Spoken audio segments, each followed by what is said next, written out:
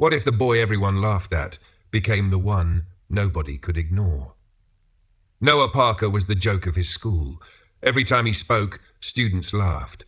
Every time he answered a question, they mocked him. He sat alone at lunch, walked home alone, and slowly started believing he would never be good enough. But there was one thing nobody knew. While everyone else was sleeping, Noah spent his nights building something in an old garage, a secret invention, a dream that refused to die. Then one day a competition gave him a chance to prove himself. But there was one problem. To win, he would have to stand on a stage and speak in front of hundreds of people, the very thing he feared most. Would he freeze? Would everyone laugh again? Or would the boy nobody believed in shock the entire town? Stay until the end of this unforgettable story about courage, perseverance, and the incredible power of believing in yourself when nobody else does. Because sometimes the person everyone laughs at today becomes the person everyone admires tomorrow. Chapter 1. A New Beginning. The kind maid who changed a millionaire's life. The sun had barely risen over the small town of Willow Creek when 22-year-old Clara Bennett opened her eyes. The first rays of morning light slipped through the thin curtains of her modest bedroom, painting soft golden lines across the wooden floor. For a few moments, Clara lay still, listening to the familiar sounds of her home. She could hear birds singing outside her window and the gentle creaking of the old house as it woke with the day. Normally, these sounds brought her comfort, but this morning her heart felt heavy. Life had changed dramatically over the past year. Once, the Bennett family had lived a simple but comfortable life. Clara's father, Thomas Bennett, owned a small carpentry workshop in Willow Creek. He was known throughout the town for his honesty and skill. People often travelled from nearby villages to order furniture from him. But everything changed when Thomas became seriously ill. The sickness came without warning. At first, it was only occasional weakness and fatigue. Then it grew worse. Soon, he could no longer spend long hours in the workshop. Orders were delayed, customers went elsewhere, and the family's savings slowly disappeared. Clara's mother, Margaret, tried her best to keep the family together. She sewed clothes for neighbours and sold homemade bread at the local market, but the money was never enough. Every week brought new expenses: medicine, food, house repairs, bills. The burden seemed endless. Clara had watched her parents struggle in silence, pretending everything would somehow work out. But she knew the truth. The family needed help, and she was determined to provide it. That morning, Clara dressed quickly and joined her parents in the kitchen. The room was small but warm. The scent of freshly baked bread filled the air. Her mother smiled as Clara entered. "Good morning, dear." "Good morning, Mother." Thomas sat quietly at the table, a blanket draped over his shoulders despite the mild weather. His face looked thinner than it had a year ago. Clara hated seeing him like this. He had always been strong, the strongest person she knew. Now even lifting a cup of tea seemed difficult. Thomas noticed her expression and forced a smile. "Don't look at me like that," he said gently. "I'm still here." Clara smiled back. "I know." For a moment, nobody spoke. Then Margaret broke the silence. "Have you thought more about the job in the city?" Clara nodded. "Yes." Several days earlier, news had spread through Willow Creek that Victor Ashford, one of the wealthiest businessmen in the country, was searching for household staff for his enormous estate in the city of Ravenhill. The position offered excellent pay, far more than Clara could earn in Willow Creek. Unfortunately, the job came with a warning. Victor Ashford had a terrible reputation. People described him as cold, demanding, and impossible to satisfy. Many employees left after only a few months. Some lasted only weeks. Others lasted mere days. Stories about him circulated everywhere. He treats people like machines. He never smiles. He doesn't trust anyone. Working for him is miserable. Most people avoided the opportunity, but Clara saw something different. She saw a chance to help her family. Thomas looked at his daughter carefully. "You don't have to do this." "Yes, I do. There must be another way." Clara reached across the table and squeezed his hand. "We've used nearly all our savings." Her father lowered his eyes. She immediately regretted speaking so bluntly, but it was true. Everyone knew it. "We'll manage somehow," Thomas said. Clara shook her head. "No, Father, you've spent your whole life taking care of us. Let me take care of you now." For a moment, emotion filled his eyes. He wanted to argue. Instead, he simply nodded. Margaret stood and wrapped her arms around her daughter. "We'll miss you." Clara hugged her tightly. "I'll come back." "Promise?" "I promise." Although she sounded confident, fear lingered deep inside her heart.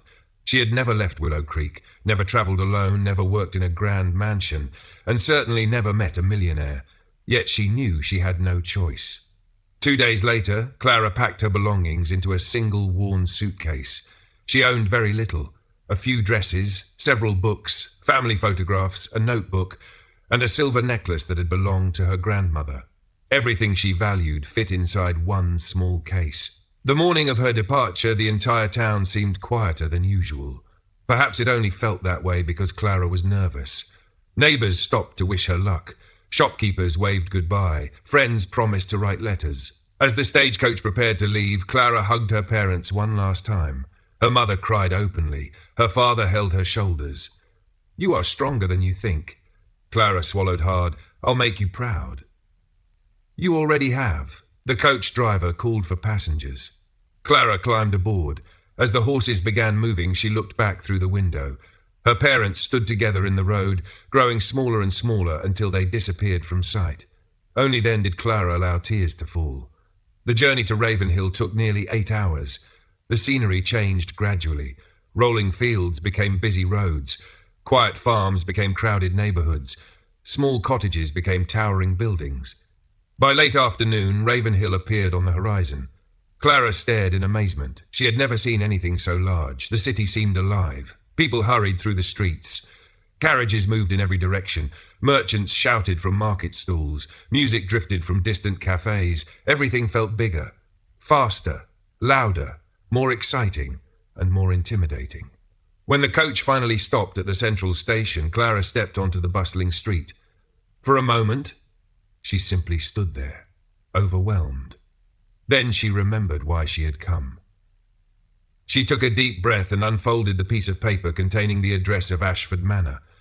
After asking for directions several times, she eventually found a carriage willing to take her there. As they travelled farther from the city centre, the streets grew quieter. Large houses appeared behind iron gates. Beautiful gardens stretched across vast properties.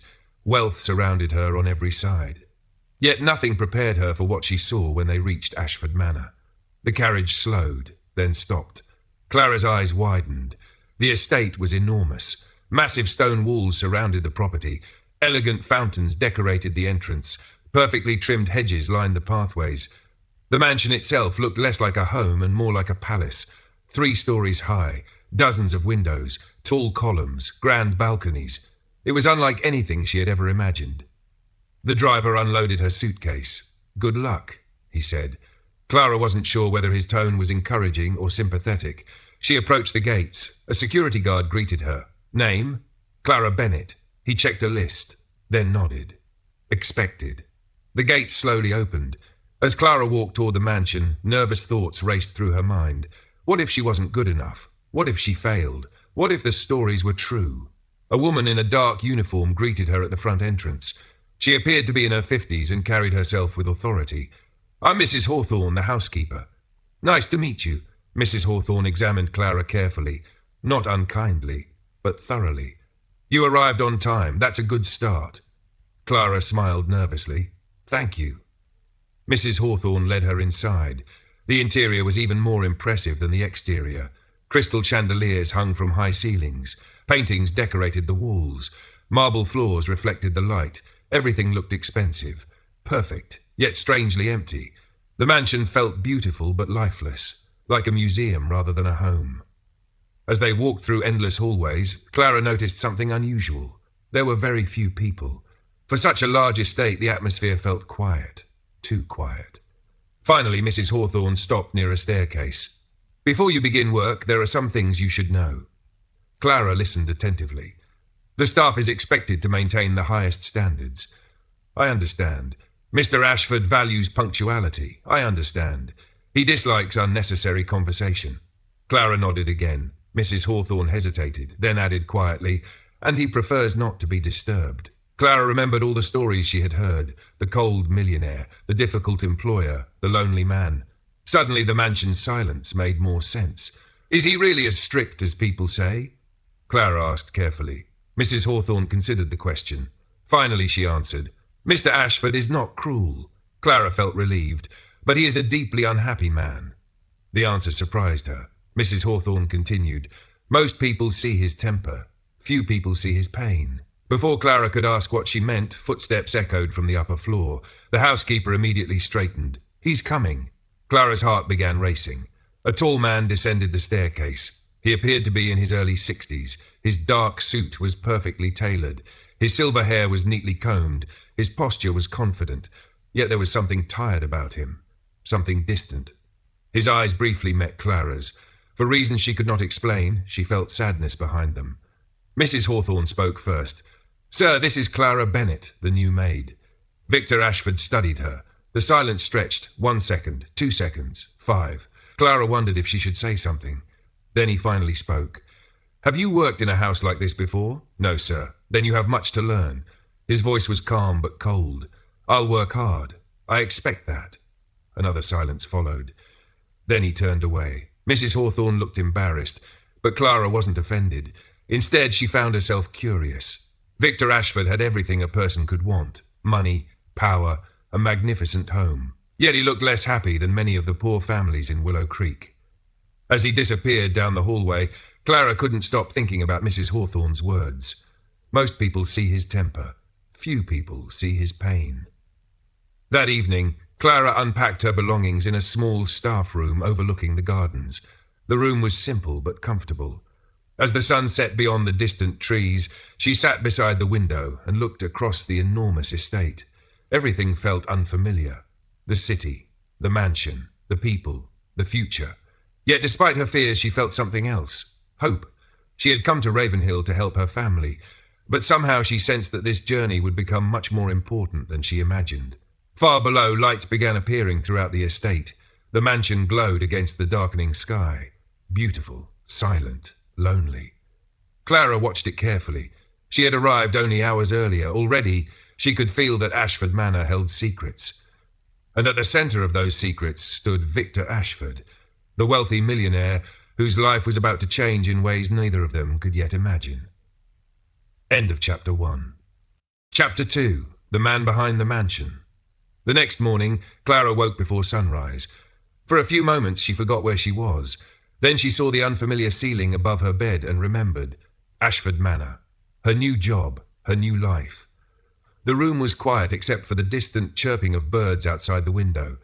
Clara sat up and looked across the gardens. Morning mist floated over the grass, making the estate look almost magical. It was beautiful.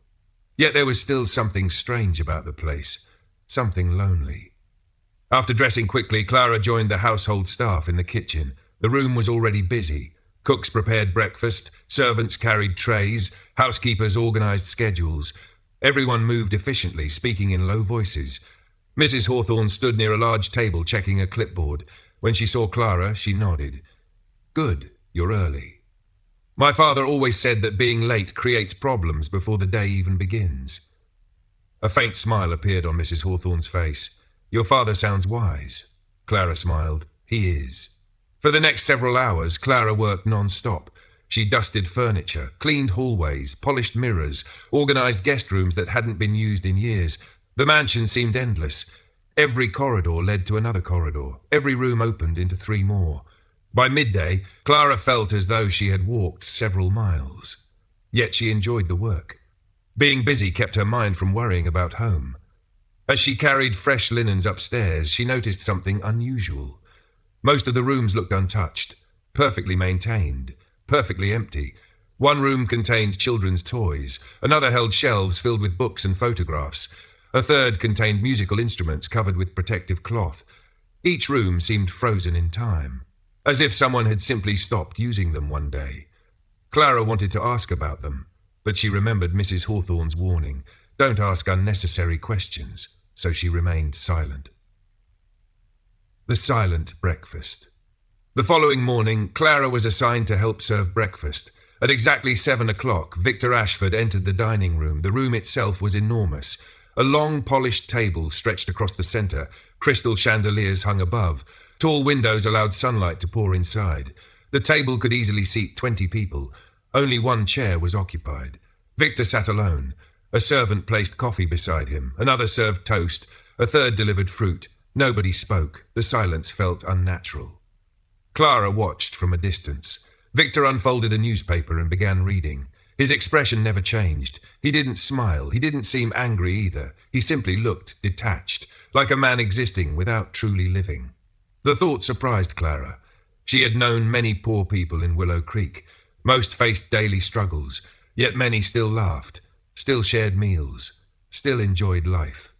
Victor Ashford possessed more wealth than everyone in her town combined, yet happiness seemed completely absent from his world.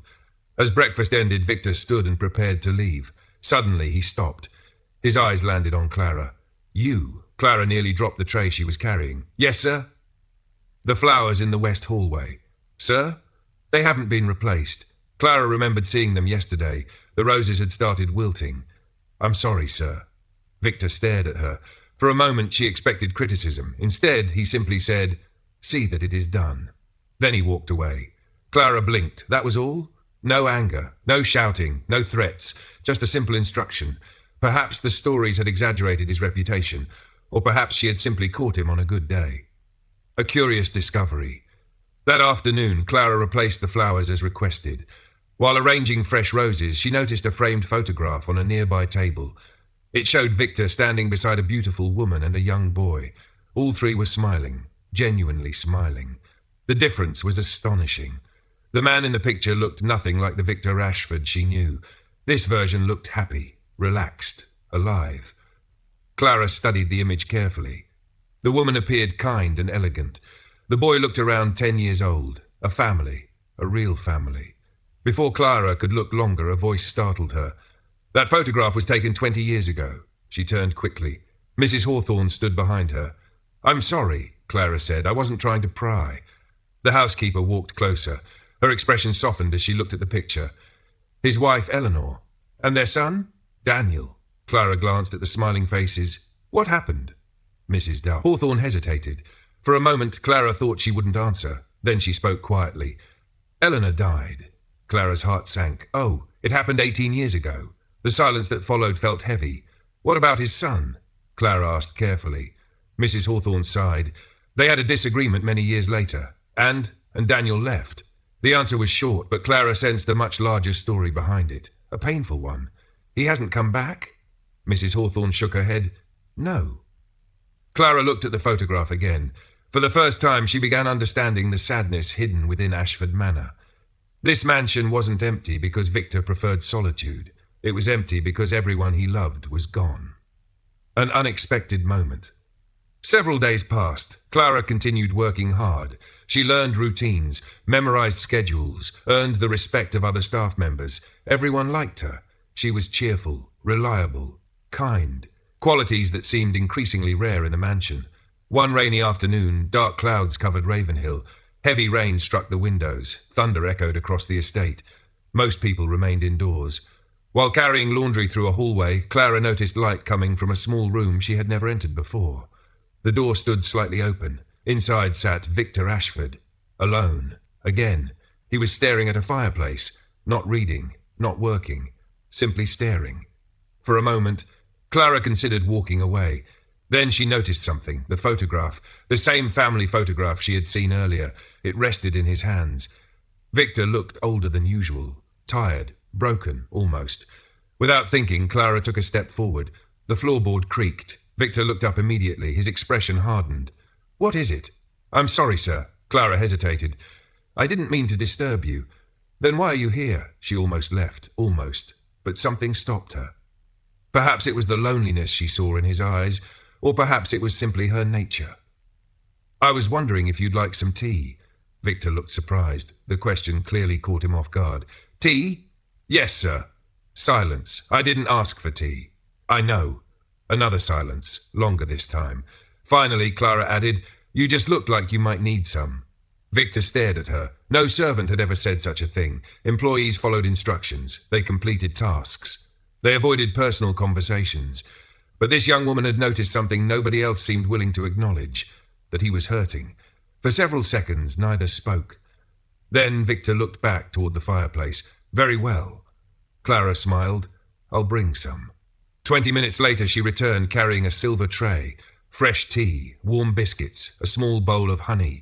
She placed everything on a nearby table. "Thank you." The words sounded unusual coming from him, almost as if he rarely used them. "You're welcome, sir." As Clara turned to leave, Victor suddenly spoke again. "Why did you come here?" She stopped. "For work. Many people need work." "That's true. Then why this place?" Clara considered her answer. "Because my family needs help." Victor nodded. That much made sense, but Clara continued, "And because I don't believe people are always what others say they are." Victor slowly looked up. "What does that mean?" Clara immediately worried she had spoken too boldly. Still, she answered honestly. "Before I arrived, everyone told me you were cold and impossible to work for." His expression darkened slightly. And I decided to find out for myself." The room became silent. Rain tapped softly against the windows. Victor studied her face, searching, evaluating. Then something unexpected happened. A tiny smile appeared. Not much, barely noticeable, but it was there. The first smile Clara had ever seen from him. "It seems you've reached a conclusion." "Not yet." Victor raised an eyebrow. "No?" Clara shook her head. "I've only been here a week." For the first time, Victor actually laughed, a short laugh, a quiet laugh, but a genuine one. And somehow, in that small moment, the enormous mansion felt a little less empty. The beginning of change. That evening, Clara returned to her room feeling strangely hopeful. She couldn't explain why. Nothing major had happened. No great event, no dramatic revelation, only a simple conversation, a cup of tea, a brief smile. Yet she sensed something important. For years, everyone around Victor Ashford had focused on his wealth, his power, his reputation. Very few people had treated him like an ordinary human being, a man who had suffered loss, a man carrying grief, a man who felt alone. Clara didn't know whether she could truly help him. She wasn't a doctor or a counselor or a miracle worker. She was simply a young woman trying to support her family. But perhaps kindness didn't need special qualifications. Perhaps sometimes the smallest gestures mattered most. As rain continued falling outside her window, Clara looked across the dark gardens. Somewhere inside the vast mansion, Victor Ashford sat alone with his memories. For the first time in many years, however, something had changed. A tiny crack had appeared in the wall surrounding his heart, and neither of them yet realized how important that small crack would become. End of Chapter 2. Chapter 3, The Locked Garden. The days following their conversation passed quietly, but Clara noticed something had changed, not dramatically, not enough for most people to see. But she saw it. Victor Ashford no longer ignored her presence. When their paths crossed in the hallways, he would nod politely. Sometimes he even said good morning. To anyone else, these small gestures might have seemed insignificant, but according to the older staff members, they were remarkable. One afternoon, Clara was helping organize books in the mansion's library when Mrs. Hawthorne approached. "You've done something unusual." Clara looked up. "What do you mean?" The housekeeper adjusted her glasses. "Mr. Ashford asked about you." Clara blinked. "He did," Mrs. Hawthorne nodded. "He wanted to know how you're settling in." "That's all?" "That may not sound important," Mrs. Hawthorne said, "but in 15 years, I've never heard him ask about a servant's well-being." Clara didn't know what to say. She simply smiled and returned to her work. Yet deep inside, she felt encouraged. Perhaps the lonely man she had glimpsed behind Victor's cold exterior was beginning to emerge. A stormy evening. That evening, dark clouds gathered over Ravenhill once again. Strong winds swept across the estate. Tree branches swayed violently. Rain hammered against the windows. Most of the staff hurried to finish their work before the storm grew worse. Clara was carrying clean towels upstairs when a sudden crash echoed through the mansion. She jumped. Several servants rushed toward the sound. Moments later, they discovered a large tree branch had broken during the storm and smashed through part of a glass greenhouse near the back gardens. Nobody was injured, but the damage was significant. Mrs. Hawthorne immediately began organizing repairs. Everyone stay clear of the greenhouse until morning. The staff nodded. Everyone except Clara. As she looked through a nearby window, she noticed Victor standing outside despite the rain. He wasn't examining the damage. He wasn't speaking to workers. He was simply staring at the greenhouse. His expression looked troubled, very troubled. almost as if the broken glass represented something much more important than property damage. The secret garden. The next morning, the storm had passed.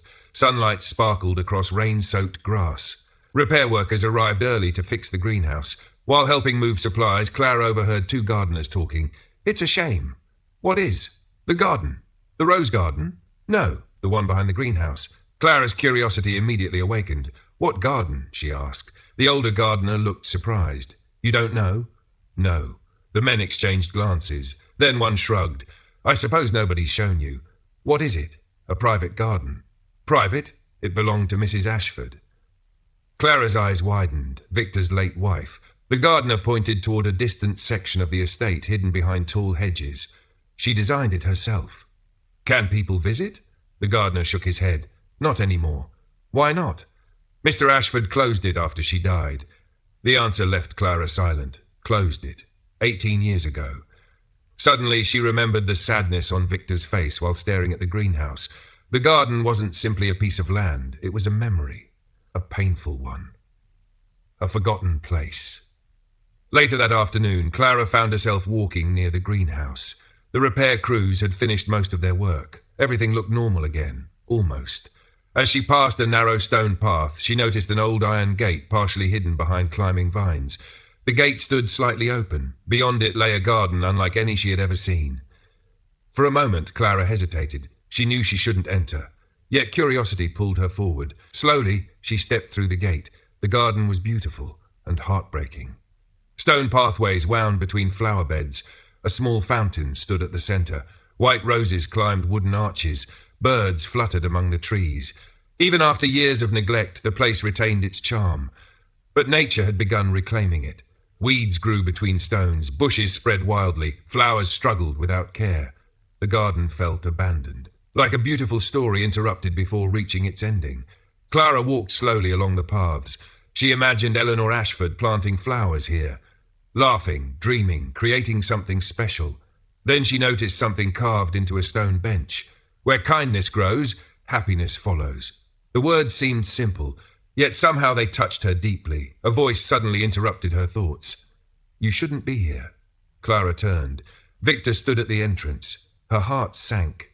I'm sorry, sir." His face remained unreadable. "This garden is closed." "I didn't know." "Now you do." Clara lowered her eyes. "I'll leave." She began walking toward the gate. Then Victor surprised her. "Wait." She stopped. Victor looked around the garden.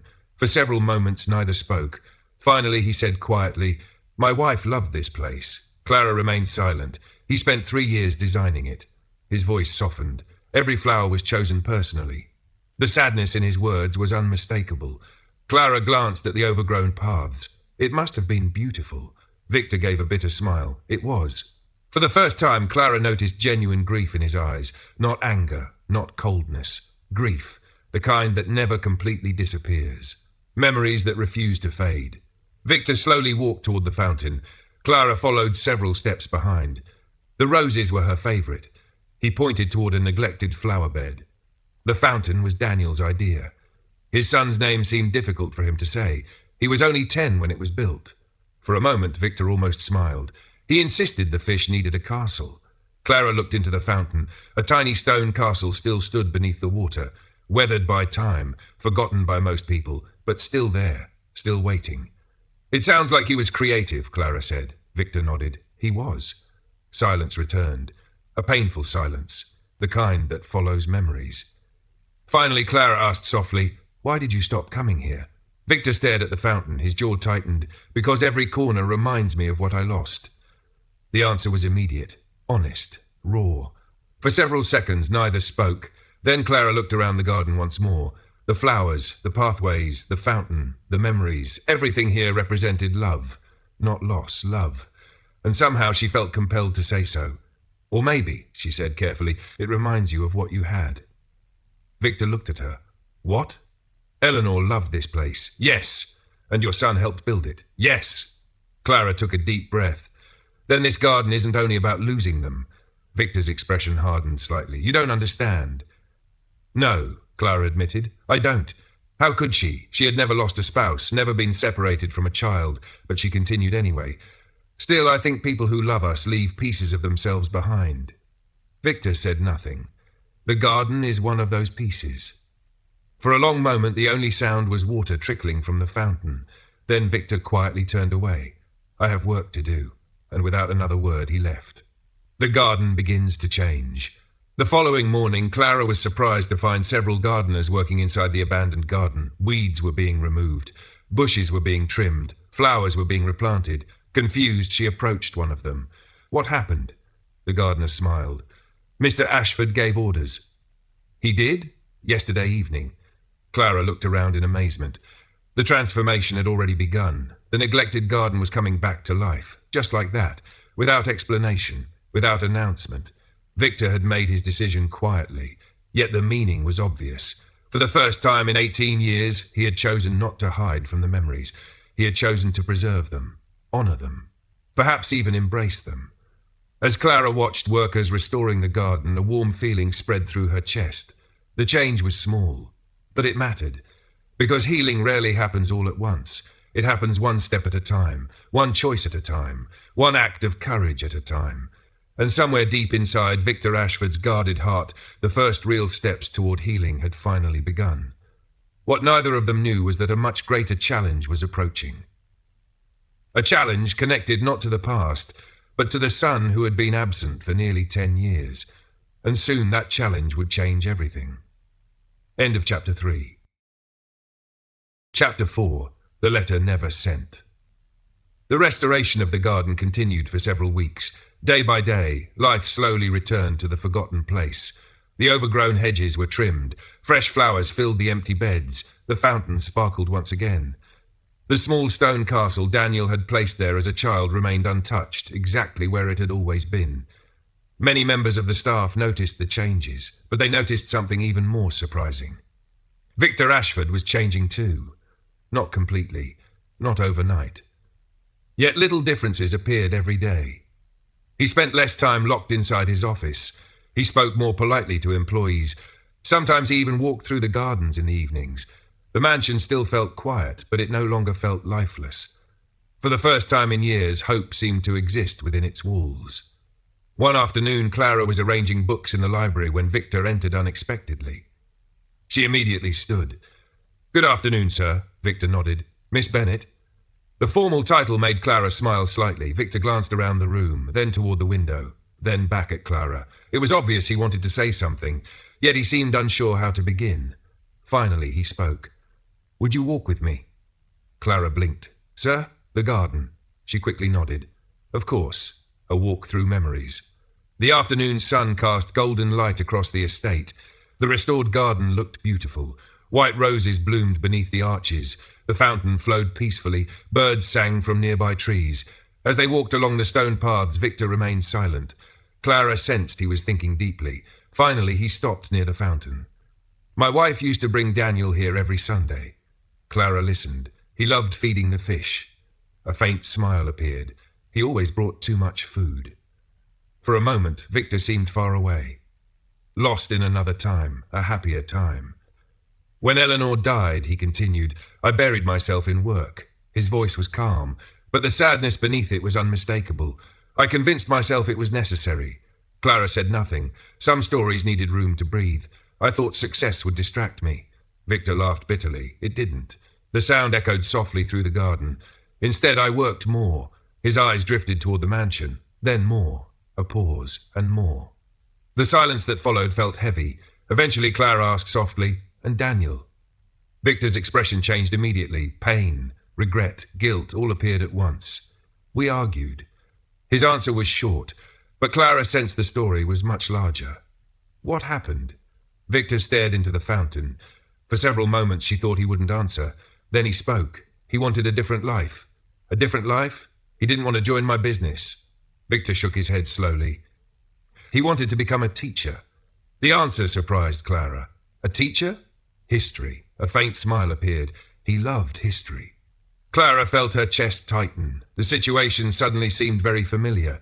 A son with dreams, a father with expectations. Victor continued. "I told him he was wasting his future." The regret in his voice was obvious. "I thought I was helping him." "And he disagreed." Victor nodded. "Strongly." The argument had happened nearly 10 years earlier, yet the wound still felt fresh. He left. The words barely rose above a whisper, and I let him. The locked drawer. That evening, Clara couldn't stop thinking about their conversation. For the first time, she understood the true source of Victor's loneliness. It wasn't only grief. It was regret. Regret for words spoken in anger. Regret for opportunities lost. Regret for a relationship left broken. The next morning, Clara entered Victor's office to deliver paperwork. The room was empty. He was attending a business meeting in the city. As she placed the documents on his desk, she noticed something unusual. A drawer stood slightly open. Inside lay dozens of envelopes, all addressed to the same person. Daniel Ashford. Curiosity immediately tugged at her. She knew she shouldn't look. Yet one envelope had slipped partially out. On its front was a date. 3 years earlier, another. 5 years earlier, another. 7 years earlier. There were many. Far too many. Clara quickly stepped away. She had seen enough. The discovery troubled her all day. Why would Victor keep so many letters? Why were they still here? Why hadn't he sent them? The answer arrived later that evening. A difficult truth. Victor returned home after sunset. He looked exhausted. As usual, he went directly to his office. An hour later, Clara brought him tea. When she entered, he was sitting at his desk holding one of the letters. The same letters she had seen earlier. Without thinking, she spoke. "You wrote to him." Victor looked up sharply. Realizing what she'd said, Clara immediately regretted it. "I'm sorry, sir." To her surprise, Victor didn't seem angry. Instead, he looked tired. Very tired. "Yes." The answer was simple. "I wrote many letters." Clara hesitated. Did he answer? Victor stared at the envelope. No. A painful silence filled the room. Finally, Clara asked, "Did you send them?" Victor slowly shook his head. The answer stunned her. No. None of them? No. Clara couldn't believe it. For years he had written letters, yet never mailed them. Why? Victor leaned back in his chair. For a moment he looked older than ever. Because I was afraid. The honesty surprised both of them. Victor rarely admitted weakness, yet the words had escaped before he could stop them. "What were you afraid of?" Clara asked gently. "Rejection." The answer came immediately. "If I sent them and he ignored them." His voice faded. The unfinished sentence said everything. For nearly a decade, Victor had chosen silence over risk. Not because he didn't care, because he cared too much. Every unsent letter represented hope and fear. Hope that Daniel might forgive him. Fear that he wouldn't. Clara's story. Victor looked at Clara thoughtfully. "Tell me something." "Yes, sir." "Your father." Clara blinked. "My father? You speak about him often." She smiled. "I suppose I do." "What if you argued?" The question caught her off guard. "What do you mean? What if one day you had a terrible disagreement?" Victor's eyes searched hers. What would happen? Clara didn't need long to answer. "I'd talk to him. Even if he was wrong." "Especially then." Victor looked away. The answer clearly affected him. Clara continued softly, "My father and I don't always agree." "No?" She laughed. "Not even close." For the first time, Victor smiled. "Neither did Daniel and I." "Then perhaps that's normal." The smile faded. "Maybe." Clara looked toward the letters. "Families argue. Yes. They disappoint each other. Yes. They make mistakes." Victor nodded slowly. "Yes." Clara met his eyes, but they also forgive. The room became silent. Outside, rain tapped gently against the windows. Victor stared at the letters scattered across his desk. 10 years of silence. 10 years of regret. 10 years of waiting. Finally he asked, "And if forgiveness never comes?" Clara considered the question carefully. Then she answered, "At least you'll know you tried." The decision. That night, Victor remained in his office long after everyone else had gone to sleep. The mansion was silent.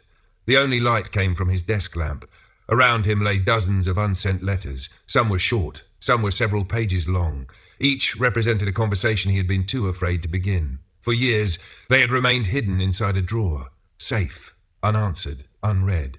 Tonight felt different.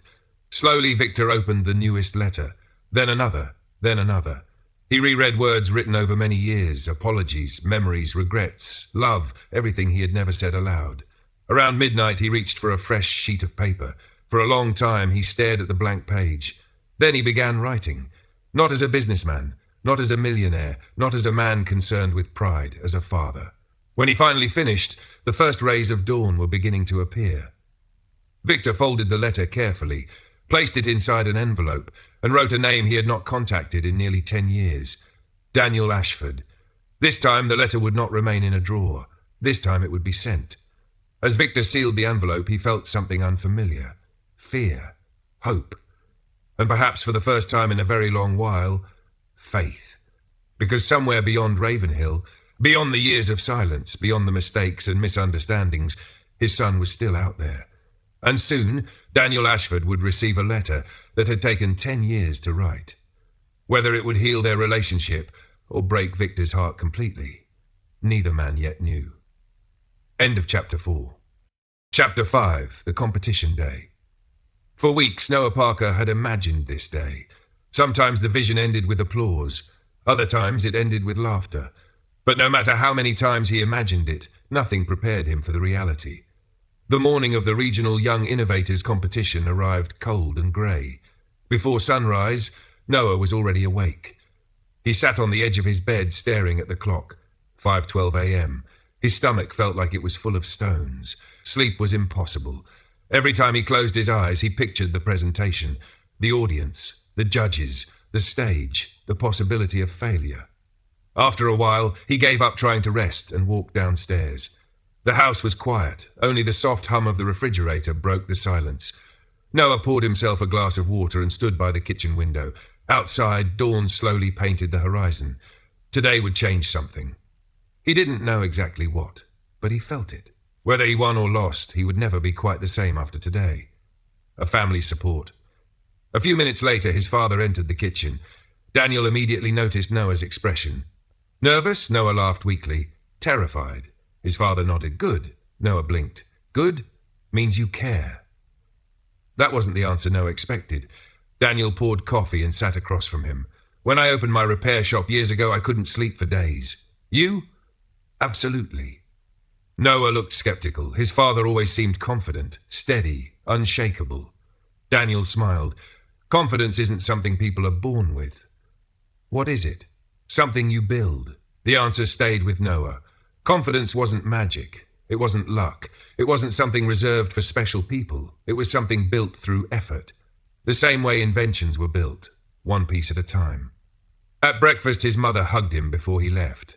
Rachel adjusted his collar, smoothed his hair, then hugged him again. Mom, she smiled, I'm proud of you. Noah felt emotion rise unexpectedly. The competition hadn't even started, and already he felt like crying. His mother noticed. So does your father. Daniel nodded. Winning isn't what matters today. Noah looked at him. His father smiled. The fact that you're showing up. The exhibition hall. The competition took place in Riverside Convention Center, nearly 40 miles from Oak Ridge. It was the largest building Noah had ever entered. The moment he stepped inside, his confidence vanished again. The exhibition hall was enormous. Rows upon rows of displays filled the room. Hundreds of students moved between tables, teachers, parents, journalists, judges. The place buzzed with energy. Everywhere Noah looked, he saw incredible projects, advanced robots, solar-powered systems, environmental inventions, artificial intelligence prototypes, complex engineering models. His heart sank. Suddenly his invention felt small, ordinary, insignificant. A voice beside him interrupted his thoughts. Feeling overwhelmed? Mrs. Harrison had arrived. Noah nodded. Look around. I am. That's your problem. He frowned. What? Mrs. Harrison smiled. Stop comparing. Noah remained silent. She continued. You aren't here to be everyone else. The words caught his attention. You're here to be Noah Parker. For some reason, hearing his own name helped. Because she was right. He wasn't competing against everyone. He was presenting his work, his idea, his solution. Nothing more, nothing less. Setting up contestants had 2 hours to prepare their exhibits before judging began. Noah carefully arranged everything on his assigned table. The moisture detection device, charts, demonstration materials, research notes, testing results. By the time he finished, the display looked surprisingly professional, more professional than he expected. As he stepped back to examine it, a wave of pride washed over him. For months, this invention had existed only in his garage. Now it stood in a regional competition surrounded by some of the brightest young minds in the state. Regardless of what happened next, that meant something. A lot.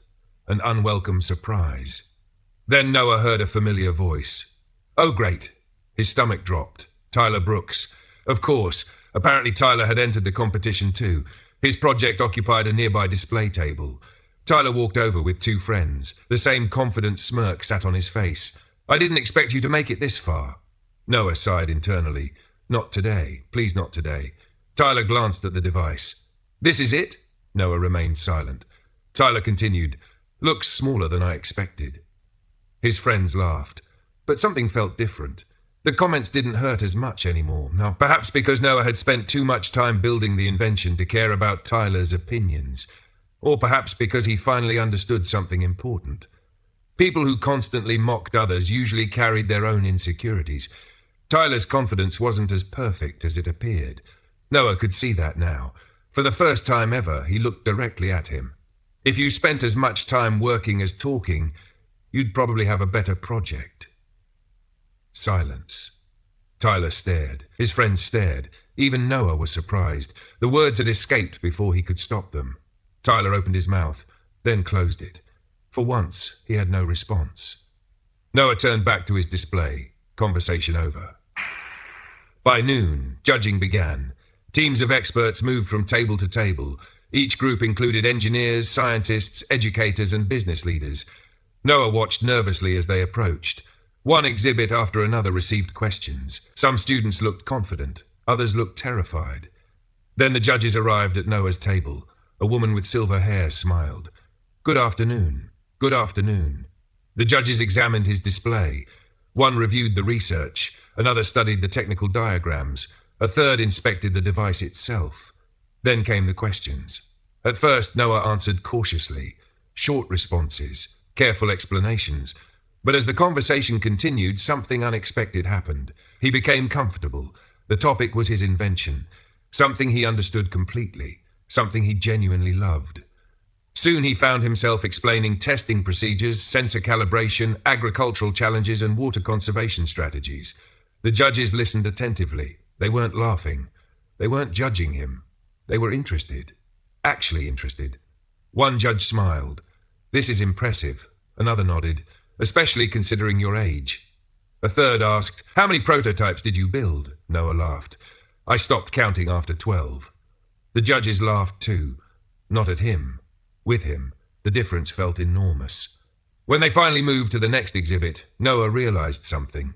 For nearly 20 minutes he had spoken confidently, without panic, without freezing, without embarrassment. For the first time in years, he felt proud of his voice. The final challenge. Unfortunately, judging wasn't finished. Every finalist had to give a public presentation, on stage, in front of hundreds of people. The thought immediately brought back his nerves. As finalists were announced later that afternoon, Noah sat quietly in the audience. The announcer read names one by one. Then Noah Parker. His heart nearly stopped. He had made the finals. The audience applauded. Mrs. Harrison smiled proudly. His parents looked emotional. Even Noah struggled to believe it. Out of hundreds of contestants, he was one of the finalists. But now came the hardest part. The stage. Backstage, Noah waited nervously. Contestants delivered presentations one after another. Each seemed confident, polished, professional. His turn approached. Closer, closer, closer. Then his name echoed through the auditorium. Please welcome Noah Parker.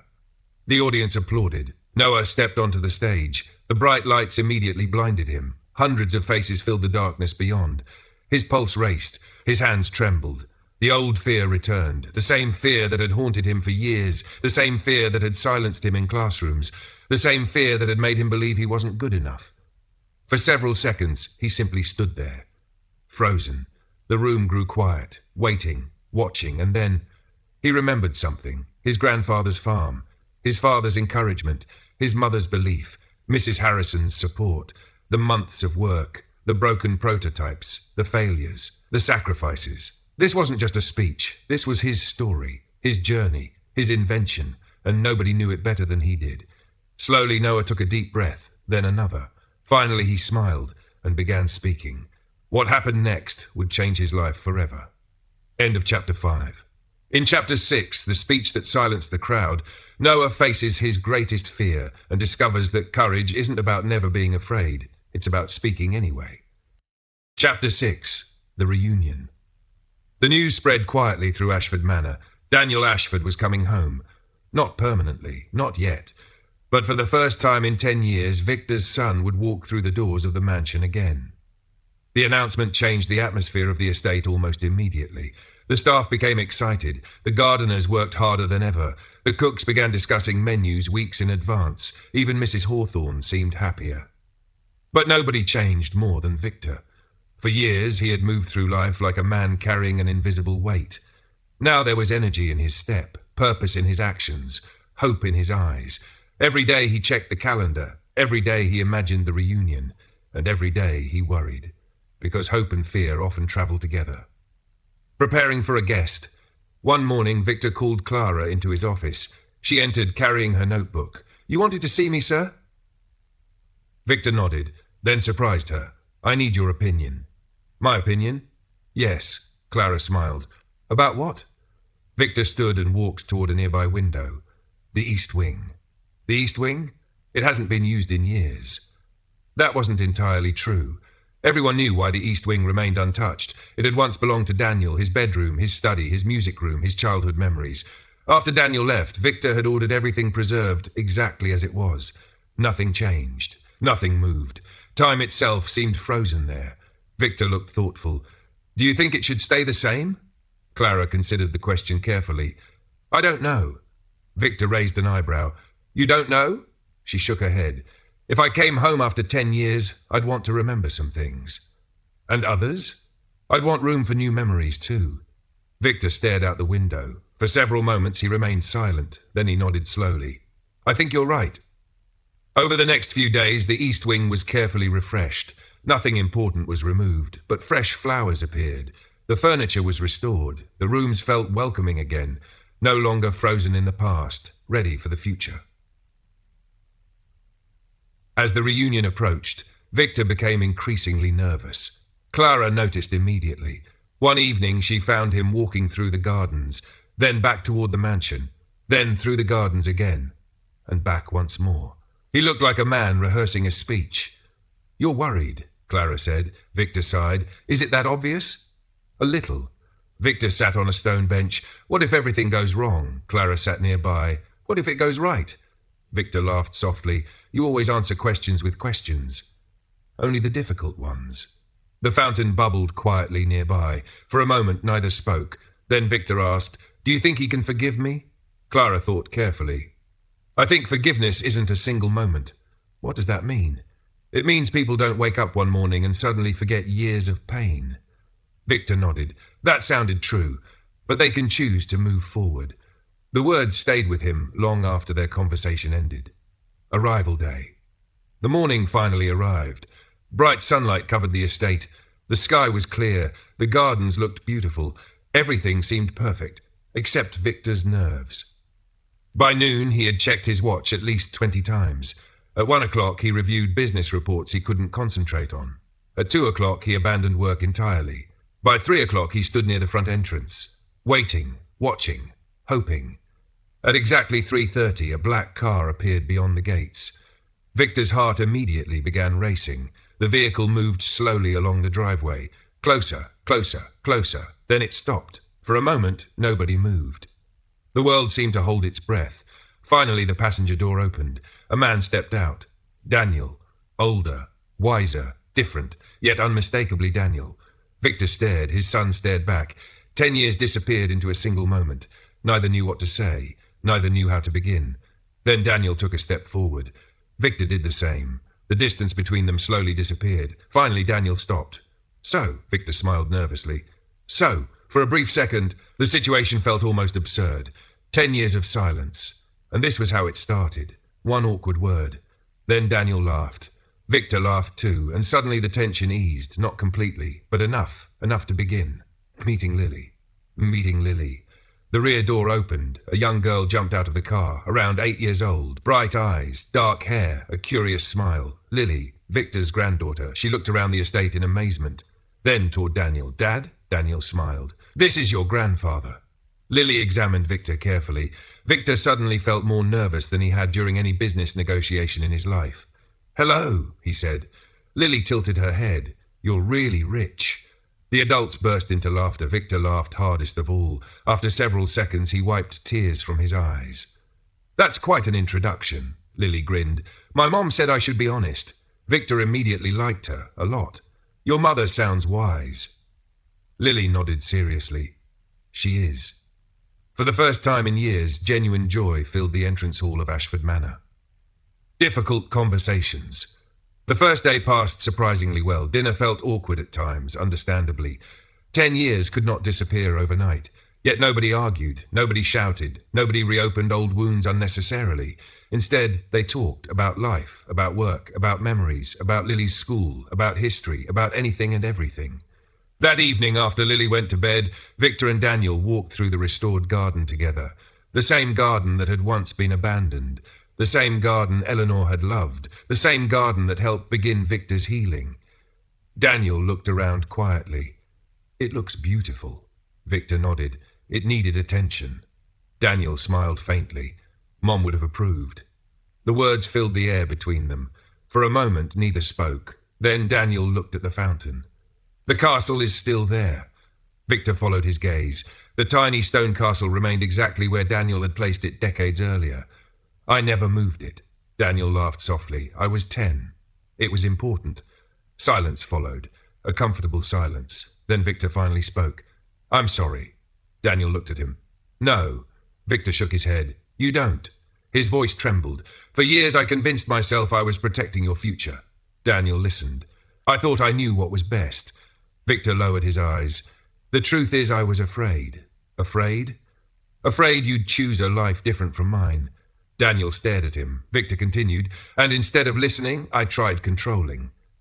The admission seemed to cost him something, yet it was honest. Completely honest.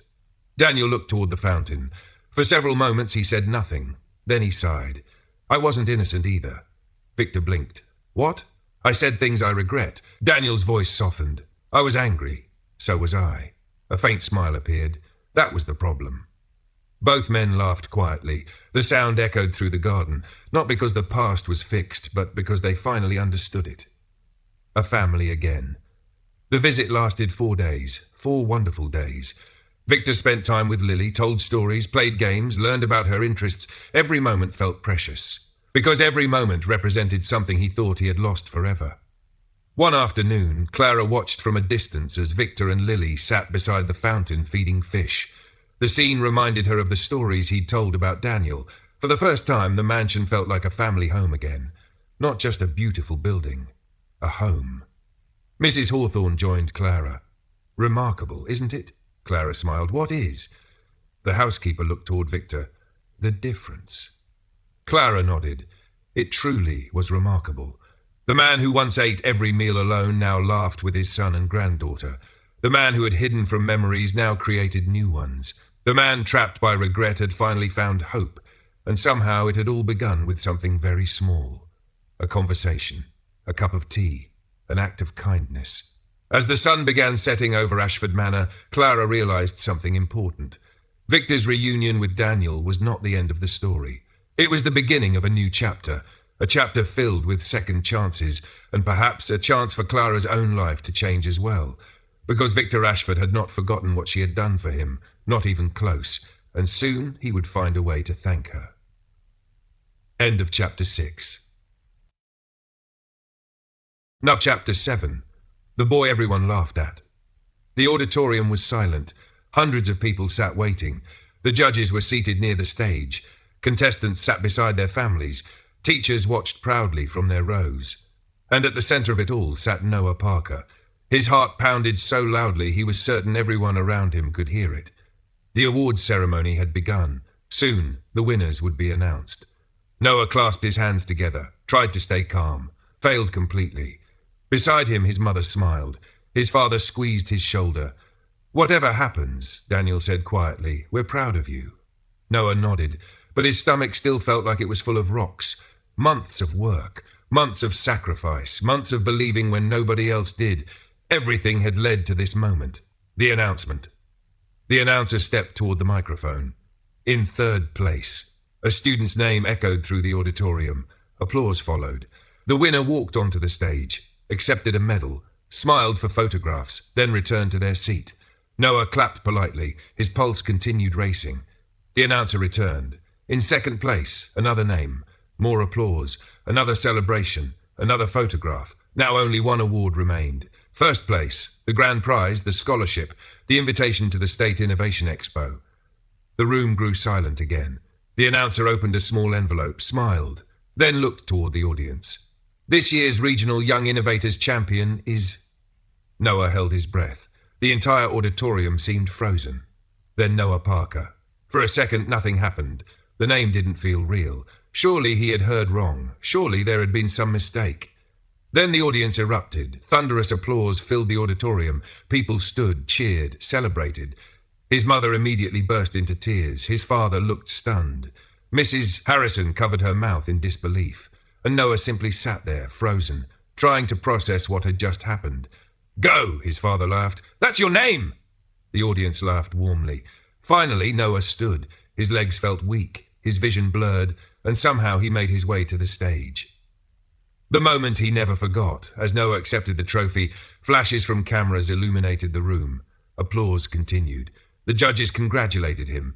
One handed him the scholarship certificate. Another shook his hand. A third smiled. "You earned this." Those words meant more than any trophy, because for years Noah had wondered whether he was good enough, smart enough, capable enough. Now standing on that stage, he finally had his answer. Yes, he was. Not because he won, because he never stopped trying. The trophy was only proof of something he had already learned. A life-changing opportunity. After the ceremony ended, dozens of people approached him. Teachers, parents, students, even reporters. Everyone wanted to talk about the invention. Everyone wanted to hear his story. The attention felt surreal. Just days earlier, many of these people hadn't even known his name. Now they wanted interviews, photographs, conversations. Then one of the judges approached. She was the same engineer who had spent extra time examining his project earlier. "Congratulations, Noah." "Thank you." She handed him a business card. "We'd like to invite you to a summer innovation program." Noah blinked. "A what?" The judge smiled. "A program for young inventors." His eyes widened. She continued, "We only select 10 students each year." Noah stared at the card. His hands shook slightly. 10 students, in the entire state, and he had been invited. The judge nodded toward his invention. "You have talent." Then she smiled. "And more importantly, you have persistence." Those words stayed with him long after the conversation ended. Returning home, the drive back to Oak Ridge felt different. The same roads, the same fields, the same small town. Yet everything seemed changed. News traveled quickly. By the time Noah arrived home, neighbors already knew about the victory. Several people waved as the family car passed. Others stopped to congratulate them. For perhaps the first time in his life, Noah didn't feel invisible. That night, the Parker family celebrated together. Nothing extravagant, just pizza, cake, laughter, and happiness. The best kind of happiness, the kind earned through struggle, the kind earned through perseverance.